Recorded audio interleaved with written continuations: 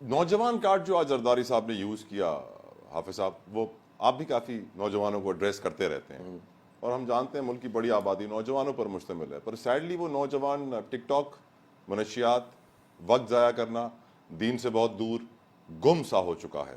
کیسے ان کو لائیں الیکٹورل پروسیس میں؟ اچھا دیکھیں، نوجوان کے ساتھ یہ سلوک کیا کس نے؟ جو نوجوان کی بات کر رہے ہیں، اب کراچی کی آبادی سندھ کا کیپٹل ہے، پورے سندھ کی آبادی آپ دیکھ لیں، کراچی کی آبادی 3.5 کروڑ ہے. اول تو کہ گنا پورا نہیں ہے. دوسری بات یہ کہ جتنے 2 کروڑ کے قریب یہاں پر اس سے بھی زیادہ نوجوان ہیں 35 سال تک کی عمر کے، ان کے لیے تعلیم کا کیا موقع ہے؟ کچھ بھی نہیں. ان کا ڈراپ آؤٹ ریشو دیکھ لیجیے آپ. بہت زیادہ. تو یہ آپ یوتھ کی بات کر رہے ہیں، تو آپ یوتھ کو دے کیا رہے ہیں؟ 15 سال سے مسلسل اقتدار میں نسلیں تباہ کر دیں. ایم کیو ایم اور پیپلز پارٹی 35-40 سال سے یہاں مشترکہ طور پر حکومت کر رہے ہیں.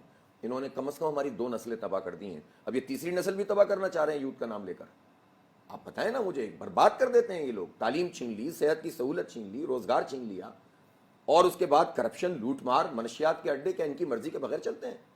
آپ یقین کیجئے منشیات کا کوئی اڈا تھانے کی مرضی کے بغیر نہیں چل سکتا، اور کسی تھانے کا S H O People's Party کی حکومت کی مرضی کے بغیر نہیں لگ سکتا. اس شہر میں تو پولیس پارٹیاں گھوم رہی ہیں چوری ڈاکے کرنے کے لیے. زیر تربیت 2 کروڑ کا ڈاکہ ڈال رہا ہے. جب ان کی پیپلز پارٹی کی تربیت لے لیتا ہے تو کتنے کروڑ کا ڈاکہ مارتا ہوگا؟ تو یہ تو ڈاکوؤں پر مشتمل پورا نظام ہے. اور یہ بات کرتے ہیں نوجوانوں کی. انہوں نے نوجوانوں کو تباہ کر دیا. انہوں نے بچوں کو پڑھایا. 49,000 اسکول ہیں سندھ میں. بلاول بتائیں نا کہ کوئی ایک اسکول تو بتا دے جہاں پر وہ اپنے خاندان کا کوئی آدمی، کیا اپنی بیوروکریسی کا کوئی ایک فرد بھی ہو جس کا بچہ وہاں پڑھ سکتا ہو. 300 ارب روپے کا بجٹ ہے. یہ میرے آپ کے ٹیکسوں کے پیسے ہیں.